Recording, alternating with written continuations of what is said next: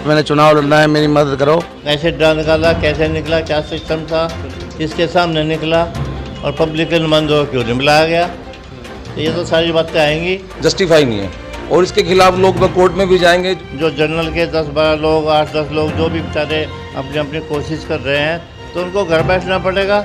और एकदम ये कहना कि अब दोबारा ड्रा निकलेगा, ये तो एक नाइंसाफी है। इसका हम स्वागत करेंगे, जो भी सरकार फैसला लेगी वो उचित ही होगा। कराने के मूड में सरकार लगती नहीं और एक गलत डिसीजन है। सरकार को सोच समझ के पहले ड्रा निकालना चाहिए। देखिए, ये तो ऊपर के लेवल की बात है, हम छोटे कार्यकर्ता है। हम जाके हाई कोर्ट में इस बारे में रिट दायर करेंगे। ये तो निर्वाचन आयोग ने किया है। ऐसी सरकार के ऊपर आरोप लगाना कोई अच्छी बात नहीं है। अगर किसी के भाग्य में राजयोग है तो देखिए वो तो कोई रोक नहीं सकता। नहीं, मेरे कोई निराशा नहीं है, मेरे को कोई निराशा नहीं है। नमस्कार आप सभी को, हाले हरियाणा में आपका स्वागत है। मैं हूं आपके साथ पीयूष गुंबर। हरियाणा में मई में करीब 45 नगरपालिकाओं का कार्यकाल पूरा हो चुका था और उसके बाद जून में एक ड्रॉ निकाला जाता है, जिसके तहत ये बताया गया कि जो 45 नगरपालिकाओं में जो नगरपालिकाओं का अध्यक्ष बनेगा, जो पहले दूसरी व्यवस्था से बनता था, इस बार ये ड्रॉ निकाला गया कि जो नगरपालिका का अध्यक्ष बनेगा, एक तो वो डायरेक्ट बनेगा, जनता उसे डायरेक्ट चुनेगी और उस ड्रॉ में उन जो नगरपालिकाएं थी उनको रिजर्व किया गया, आरक्षित किया गया, कुछ अनुसूचित जातियों के लिए और दूसरा कुछ जो जनरल कैटेगरी होती है उसके लिए। उस ड्रॉ के बाद, उस ऐलान के बाद जो भी दावेदार हम कह सकते हैं, जो भी चुनाव लड़ने का इच्छुक व्यक्ति था, उन्होंने अपनी तैयारियां शुरू कर दी। लगातार हमारे चैनल पर भी हमने आपको कई लोगों से जो है मिलवाया, जो चुनाव के लिए अपना प्रचार जिन्होंने शुरू कर दिया था। इसी तरह से पूरे प्रदेश भर में अलग अलग जगह पर जो 45 नगरपालिकाएं थी, जो निकाय के चुनाव होने थे, उन लोगों ने अपनी तैयारियां शुरू कर दी थी। लेकिन कल ही एक नया जो निकल कर आई बात, एक नई खबर आई, उसके तहत ये बताया गया कि 22 तारीख को ये दोबारा से ड्रॉ निकाला जाएगा। जो पिछला ड्रॉ निकला था जून में, उसे रद्द कर दिया जाता है। उसका कारण जरूर इसमें बताया गया, जो खबर निकली कि जो एक अधिकारी हैं उन्होंने एक ये बात कही कि इस पे जो 6 नगरपालिकाएं थी उसमें कहीं ना कहीं वार्ड बंदी को लेकर कुछ समस्या थी, वो वार्ड बंदी दोबारा होगी और उसी लिए जो ये ड्रॉ है पहले वाला, उसे रद्द किया जाता है और दोबारा एक नए सिरे से जो ड्रॉ निकाला जाएगा। उसमें दिक्कत क्या आ रही है?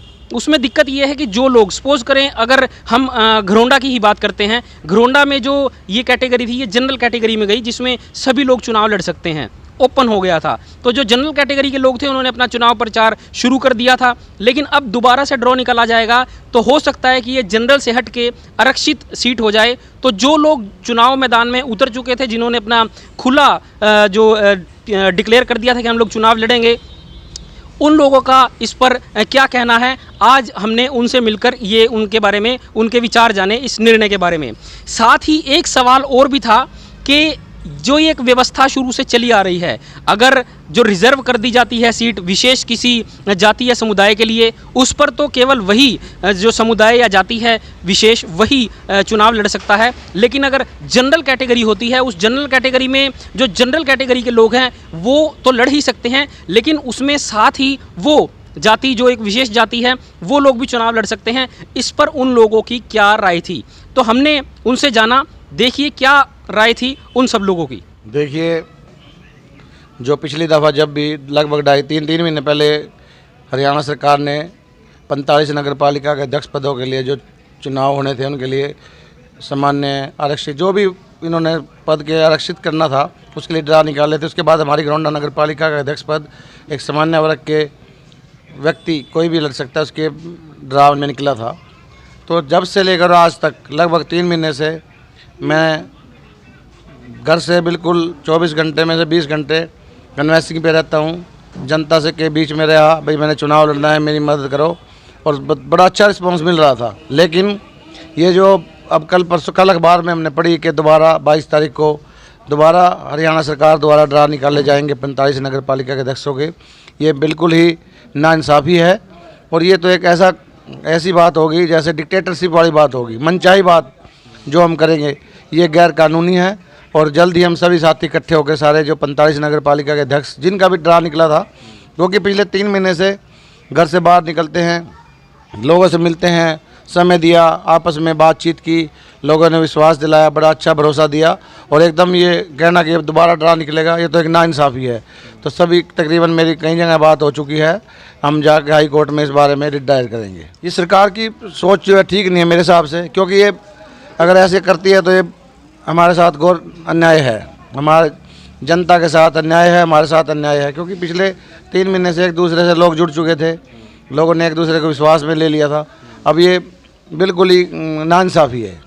एक प्रश्न मेरा और है, जब कोई भी सीट आरक्षित होती है, सामान्य वर्ग से अलग जब आरक्षण हो जाता है तो उस पर तो सिर्फ आरक्षित व्यक्ति ही खड़े हो सकते हैं, लेकिन जब सीट सामान्य उसमें जाती है, जनरल कैटेगरी में जाती है, तो उस पर जनरल के साथ साथ भी आरक्षित लोग खड़े हो सकते हैं।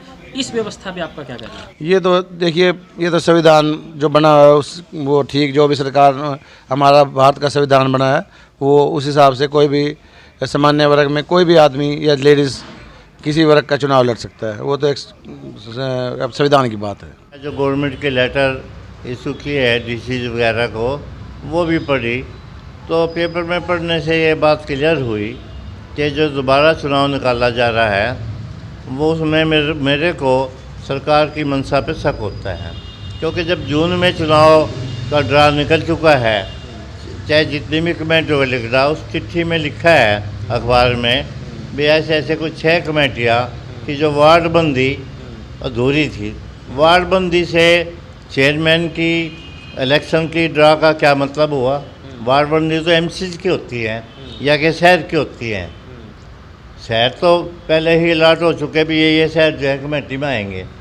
और अगर वो, चलो मैं कह रहा हूँ दोबारा शहर अलग अलॉट किए हैं बाद में सरकार ने, इनमें भी कमेटियाँ बनेंगी और वहाँ कमेटी के चुनाव होंगे, तो उन 6 का जो 6 कमेटियों की बात आ रही है तो उन 6 कमेटियों को ड्रा निकाल देना चाहिए, जो भी रेशियो SC BC की जो बनती है उसके और जनरल के हिसाब से।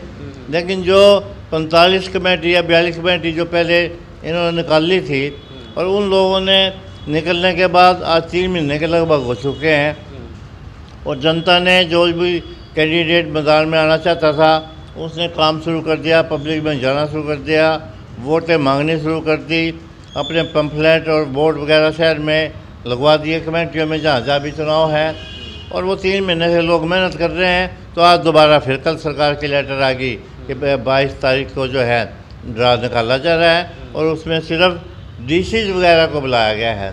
तो मुझे तो सरकार की मंशा पर, डिपार्टमेंट की मंशा पर शक लगता है कि ये चुनाव इन्होंने सर्वे किया भी कहाँ कहाँ हमारा आदमी जीत सकता है, कहाँ कहाँ हार सकता है, उसके हिसाब से गवर्नमेंट ने दोबारा इसको कैंसिल करके दोबारा ड्रा निकाला, ताकि अपने आदमियों को अपनी जहाँ इनकी सीटें हारने वाली हैं वहाँ उनको ऐसी, जहाँ जनरल वहाँ SC BC में करते जाए, मतलब जो भी इनकी जरूरत के हिसाब से, इनके विधायकों की जरूरत के हिसाब से ऐसा करा जा रहा है। अगर ड्रा दोबारा निकालना है तो लोग कोर्ट में भी जाएंगे, हो सकता है, तो फिर ड्रा निकलना चाहिए। उसमें जनता के प्रतिनिधि हर शहर से जहाँ चुनाव है बुला के उनके सामने उनको सारा प्रोसेस समझाया जाए, दिखाया जाए और उनके सामने ड्रा निकलना चाहिए, ना कि DC और डायरेक्टर लोकल बॉडीज़ के कमरे में ड्रा निकाला जाए और जिसमें सरकार के आदमी होंगे तो वो कुछ भी लिख सकते हैं। वहाँ क्या गारंटी है भी कहीं SC लिख रहा है तो वहाँ जनरल लिखेंगे, या जनरल लिख रहा है तो BC लिख देंगे, कुछ भी लिख सकते हैं। तो मुझे तो इस पे शंका है कि इसमें पूरी धांधली होगी और सरकार के जो प्रतिनिधि, जहाँ सरकार को दिखता भी हमारे आदमी चेयरमैन नहीं बन सकते, तो वहाँ जो है उलट पुलट जनरल से SC BC में, SC BC से जनरल में इसको लाया जाएगा। तो इसलिए मेरी सरकार से अपील है कि इस ड्रा को फिर ड्रा निकाला जाएगा। निकालना भी है, पहले तो जरूरत थी तो 6 कमेटी जो कहते हैं भी दोबारा वार्डबंदी है उनका निकालते भैया, बाद में जो कमेटियाँ बनी हैं, और नहीं तो चलो निकालना भी है, सरकार की मर्जी है, सरकार मालिक है, तो उसको फेयर ड्रा निकलना चाहिए। ठीक है। पब्लिक को के नुमाइंदे हर शहर से बुलाने चाहिए, हर कमेटी से आदेश दे के सेक्रेटरी वगैरह को, 2-2, 3-3 मेन आदमी जो शहर के हैं, जो चुनाव लड़ना चाहते हैं, जो आगे, तो उनसे जो है उनको ले बुला के 2-3 आदमी, 4 आदमी, जैसे भी जगह के हिसाब से कमेटी के आदमी वहाँ हर के जाएँ और वो वहाँ पे अपने सामने ड्रा देखें, ताकि दूध का दूध और पानी का पानी हो जाए, ताकि सरकार पे चलो जो हुआ वो तो हुआ, भी आगे ऑब्जेक्शन इस बात का ना आए, ताकि लोगों को कोर्ट के धक्के ना काटने पड़े, चक्कर ना काटने पड़े। तो आप भी कोर्ट का रास्ता अपना सकते हैं? तो ड्रा निकलने के बाद देखा जाएगा, जैसे भी होगा सबसे सलाह की जाएगी, जहाँ जहाँ चेंज होगा उन लोगों से कॉन्टेक्ट करके बात करके, अगर कोई ऐसी बात लगेगी भाई गलत हुआ है तो जरूर सरकार के खिलाफ कोर्ट का दरवाज़ा खटकाया जाएगा। अगर ठीक हुआ है तो कोई दिक्कत नहीं है। ठीक है जी। नहीं, पब्लिक के नुमाइंदे वहाँ हर कीमत पे होने चाहिए, वरना इस ड्रा में 100% जो है हेरा फेरी होगी और धोखाधड़ी लोगों के साथ होगी। तो सरकार को अपने ऊपर ब्लेम नहीं लेना चाहिए डिपार्टमेंट को, और पब्लिक के नुमाइंदे सामने बुलाकर उनके सामने ड्रा निकाला जाए, ताकि कोई उसमें कहने की बात बाकी ना रहे। वीडियोग्राफी भी होनी चाहिए, सब कुछ होना चाहिए, जो भी सिस्टम है। नहीं तो लोग कोर्ट में जाएंगे, कल को वीडियोग्राफी की बात करेंगे, वो भी मांगेंगे भी कोर्ट में दिखाया जाए कैसे ड्रा निकाला, कैसे निकला, क्या सिस्टम था, किसके सामने निकला, और पब्लिक के नुमाइंदों को क्यों नहीं बुलाया गया। तो ये तो सारी बातें आएंगी। तो हो सकता है सरकार जानबूझ के काम कर रही हो ताकि इलेक्शन और डिले हो जाए, बिल्कुल लोग कोर्ट में चले जाएं और इलेक्शन जो है, क्योंकि जो सरकार के हालात हैं आज वो जैसे हैं सबके सामने ही हैं, क्योंकि किसान आंदोलन बड़ा भारी जो छिड़ा हुआ है, और जो है उस पर पिछले 9-10 महीने से लगभग साल ही हो गया होगा से ये आंदोलन चल रहा है, और उसकी वजह से जो है सरकार की बीजेपी की जो पोजीशन है सब जगह देहात में और शहरों में, उसको सरकार चाहती है इसको जितना डिले कर दिया जाए या ये आंदोलन ख़त्म हो जाए तो तब चुनाव करवाए जाए। जब ये जून में ड्रा निकला था तब अगर मैं आपकी बात करूं, आप भी जो हैं लगातार तब से ही एक्टिव हैं, और आपकी तरह ही प्रदेश भर में भी सैकड़ों लोग होंगे जो चुनाव लड़ने के इच्छुक हैं। धन भी लगता है, समय भी लगता है, और इस तरह का दोबारा कोई उलटफेर हो जाए तो मानसिक रूप से भी काफ़ी जो है दिक्कत आती है। हाँ, मानसिक रूप से दिक्कत तो आएगी। जो लोग 3 महीने से लगे हुए हैं, पब्लिक के बीच में हैं, लोगों से अपना मेल कर रहे हैं, घर घर जा रहे हैं, और वो 3 महीने के बाद अगर उसको चेंज हो जाता है, जैसे यहाँ घरोंडा ही लगा लो जनरल में है, अगर यहाँ चेंज हो जाता है ऐसी या BC में आ जाता है, तो लोगों को जो जनरल के 10-12 लोग, 8-10 लोग जो भी बेचारे अपनी अपनी कोशिश कर रहे हैं, तो उनको घर बैठना पड़ेगा। उनका खर्चा भी हो गया, मेहनत भी होगी, लोगों से मिलना जुलना खुशामद भी होगी, और 3 महीने के बाद ये हो गया भी तो चुनाव तो SC BC में चला गया। लोगों को दिक्कत भी होगी और नुकसान भी होगा। उन्होंने अपने बोर्ड लगवाए, खर्चे किए, मेहनत कर रहे हैं, मेल जोल कर रहे हैं, कॉरिडोर मीटिंग कर रहे हैं, घर घर जा रहे हैं, तो ये तो उनके साथ एक सरेआम धोखा होगा। मेरा एक अंतिम सवाल और है, जो ये कैटेगरी बांटी जाती है, जैसे मान लो अगर रिजर्व कैटेगरी में आ गया SC BC में, तो उसमें तो सिर्फ SC BC के व्यक्ति को ही अधिकार है चुनाव लड़ने का, लेकिन अगर जनरल में आता है तो उसमें जनरल भी प्लस SC BC भी खड़ा हो सकता है। हाँ, ये व्यवस्था वैसे तो बदलनी चाहिए। जैसे कि SC BC में जनरल का आदमी नहीं लड़ सकता, नहीं खड़ा होगा, इसी प्रकार जो है जनरल में भी SC BC को अलाउड नहीं करना चाहिए। जैसे कि जनरल SC BC में नहीं खड़ा हो सकता, ऐसे ही इसमें होना चाहिए उनके लिए भी। वो तो सब जगह खड़े हो सकते हैं, और जनरल वाला सिर्फ जनरल में अलाउड है, तो ये भी प्रथा गलत है। इसको भी जो है इसको चेंज करना चाहिए, संविधान में संशोधन करना चाहिए। ये सरकार ने जो नोटिफिकेशन निकाला है, इसके ऊपर जो सरकार की प्रतिक्रिया है यही है, क्योंकि हरियाणा के अंदर कई जगह ना वार्डबंदी नहीं हुई थी पूरी तरह से, और अब वार्डबंदी पूरी हो चुकी है, तो इस कारण से दोबारा नोटिफिकेशन सरकार ने जारी किया है। इसका हम स्वागत करेंगे। जो भी सरकार फैसला लेगी वो उचित ही होगा और पूरे हरियाणा के हित के लिए ही होगा। तो वार्डबंदी जहाँ जहाँ हुई थी सिर्फ उसी का भी तो ड्रॉ निकाला जा सकता है, सारे हरियाणा का दोबारा ड्रॉ निकालना ये कहाँ तक उचित है? देखिए, ये तो ऊपर के लेवल की बात है, हम छोटे कार्यकर्ता है, इसके ऊपर तो मुख्यमंत्री जी, पूरा मंत्रिमंडल जो भी फैसला लेगा वो सबको मान्य होगा। एक मेरा सवाल और है सेठी साहब के, जब रिजर्व कैटेगरी होती है तो उसमें सिर्फ रिजर्व जो कैटेगरी का व्यक्ति होता है वही चुनाव लड़ सकता है, लेकिन जब जनरल कैटेगरी में आ जाती है सीट तो उसमें जनरल के साथ साथ जो है रिजर्व कैटेगरी के भी जो लोग हैं वो भी चुनाव लड़ सकते हैं। इस व्यवस्था पर आपका क्या कहना है? देखिए, इसके लिए तो हम मुख्यमंत्री जी से कहेंगे भी जो भी उनको उचित लगे उसके ऊपर विचार करना चाहिए, क्योंकि देखो जब जनरल कैटेगरी में आती है तो जनरल कैटेगरी को ही इसका अधिकार, उनको उसके बारे में विचार करना चाहिए, और रिजर्व में तो सिर्फ और सिर्फ रिजर्व ही लड़ सकते हैं। तो मेरी तो यही राय होगी, मुख्यमंत्री जी आप इसके ऊपर संज्ञान लें और जो भी आपको उचित लगे उसके अनुसार ही इसकी व्यवस्था करवाएं। देखिए पीयूष जी, सबसे पहले तो मैं आपका स्वागत करता हूं, जो आपने समय निकाल रहे हैं और जाके सबसे प्रतिक्रिया ले रहे हैं, इसका स्वागत करता हूँ मैं। और मैं ये कहना चाहता हूँ कि कहीं ना कहीं देखो, कोई कहे कि सरकार की कोई सोच गलत थी या कुछ ऐसा, ये तो निर्वाचन आयोग ने किया है। निर्वाचन आयोग को कहीं कागजों में कमी लगी है, तो ये तो दोबारा भी हो जाएगा। कोई ऐसी सरकार के ऊपर आरोप लगाना कोई अच्छी बात नहीं है। सरकार जो है बिल्कुल ईमानदारी से काम कर रही है, और कहीं ना कहीं मेरे को कुछ भी ये नहीं लगता कि कहीं गलत किया है। ये तो जो अगर देखो, पता क्या है, अब क्या राजयोग या कुछ लड़ना, चुनाव लड़ना, देखो अब इतने उम्मीदवार खड़े हैं, तो ये तो है नहीं कि सभी जीत जाएंगे, जीतना एक ने है। लेकिन अगर कोई हमारे को या सरकार को लगता है कि कहीं दोबारा अगर मान लो चुनाव होने के बाद भी कागजों में लगे कि कमियां हैं भाई इनका, और वो फिर कोर्ट में जाएं, इससे पहले अगर इनका पक्का काम हो भाई, कोई जैसे निर्वाचन आयोग ने जो ये रद्द की है, ये नोटिफिकेशन रद्द किया है, कहीं ना कोई कमी होगी, नहीं तो आज तक हुआ नहीं है ऐसा। तो मैं ये तो दोबारा हो जाएगा जो होगा। कोई देखिए, थोड़ी मैं अगर ईमानदारी से कहूँ, ठीक है मैं लगा हुआ था, लेकिन देखो निराशा तो होती है, हर उम्मीदवार को निराशा होती है, लेकिन इसमें बिल्कुल निराश होने की बात भी नहीं होनी चाहिए। क्यों, देखिए मैं तो पहले भी कहा है कि इतने कैंडिडेट जिन्होंने चुनाव लड़ना है, तो ये तो नहीं है कि सभी जीत जाएंगे, जीतना एक ने है। तो ये जो इस विषय में कहना ये गलत होगा कि आप जैसा कह रहे हैं कि भाई बीसी में चले जाती है, हमारी मेहनत पे पानी फिर गया। अरे एक बताओ, हम कोई बिजनेस चलाते हैं, कोई हम बिजनेसमैन हैं, तो हम फ़ायदा सोच के चलाते हैं, लेकिन कई नुकसान भी हो जाता है। तो ये तो वैसे कोई वो नहीं है। अगर किसी के भाग्य में राजयोग है तो देखिए वो तो कोई रोक नहीं सकता।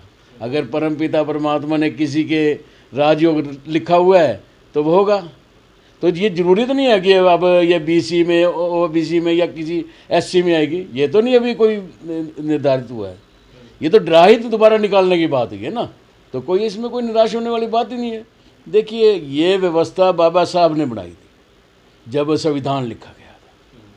अगर उस संविधान में, अगर एक बताओ, मैं आप पीयूष जी आपसे पूछना चाहता हूँ कि जितने हम देखो, हम तो गरीब समाज से उभर के ऊपर आए हैं, गरीब समाज से जुड़े रहे हैं, तो अगर देखा जाए जितना ये धन बल वाले हैं, अगर ये बाबा साहब ये ऐसा ना करते कि एससी बीसी के लिए सीटें निर्धारित नहीं होती, तो इनको किसी ने लड़ना ही नहीं देना था। और अगर वो सीटें इनके लिए निर्धारित है कि भाई इतने चुनाव लड़ना है, लेकिन अब सामान्य वर्ग में ये लड़ना चाहते हैं, तो उसमें बुराई क्या है? बहुत अच्छी बात है। अरे वे हमारे भाई हैं, गरीब समाज से जुड़े हुए हमारे भाई हैं, कोई हमारे दिल से दूर थोड़ी है। जो गरीब आदमी जब किसी के साथ जुड़ता है तो दिल से जुड़ता है। कोई, मैं इस विषय में कोई गलत समझता ही नहीं हूँ भाई। अपना भाईचारे के हिसाब से चुनाव लड़ना, अगर उनको भी अगर कोई भागीदारी मिलती है सामान्य वर्ग में भी, तो बहुत अच्छी बात है, कोई दिक्कत नहीं है उसमें। तो मतलब अब दोबारा ड्रॉ निकलता है और ये सीट अगर जनरल से हटके रिजर्व कैटेगरी में चली जाती है तो उसमें आपको कोई निराशा नहीं? नहीं, मेरे कोई निराशा नहीं है। आप फिर भी जो है नहीं, मैं अपना जो समाज सेवा का काम है, मैंने जन सेवा मंच के माध्यम से कार्य कर रहा हूँ। जितने भी गरीब समाज, आर्थिक रूप से पिछड़े हुए, उनके लिए काम कर रहा हूँ। मेरे कोई चुनाव मेरे लिए कुछ अहम बात नहीं रखते, लेकिन मैं जन सेवा मंच के माध्यम से गरीब समाज के लिए काम कर रहा हूँ, वो मैं करता रहूँगा। मेरे को कोई निराशा नहीं है, कोई दिक्कत नहीं है मेरे को। नमस्कार पीयूष जी, जो आपने ये मुद्दा उठाया बहुत ही अच्छा आपने ये मुद्दा उठाया है कि सरकार जिस बारे में 3 महीने 2-2.5 महीने पहले ड्रा निकाल चुकी है, पहली बार ऐसा हुआ है कि दोबारा से 2-3 महीने बाद इसका ड्रा दोबारा निकाला जाए। अगर वो भी एक मैंने अखबार के अंदर पढ़ा था कि अतिरिक्त मुख्य सचिव का एक निर्णय था कि उन्होंने कोई ऑब्जेक्शन लगा दिया ना, उस ऑब्जेक्शन का पता क्या है, मात्र ये लिख दिया कि भाई 2, 3 या 4 नगर निगम के अंदर वार्डबंदी नहीं हुई, इस वजह से हम इस चुनाव की दोबारा सा पूरी 45-46 नगर पालिका और जो नगर निगम है उनका सबका चुनाव दोबारा करवाना ये जस्टिफाई नहीं है। और इसके खिलाफ लोग वह कोर्ट में भी जाएंगे, जो लोग तैयारी कर रहे हैं, जो 2-3 महीने से लगे हुए हैं, वो इसके अगेंस्ट भी होंगे। और सरकार की मंशा मैं आपको बता दूं कि चुनाव ना कराने की है।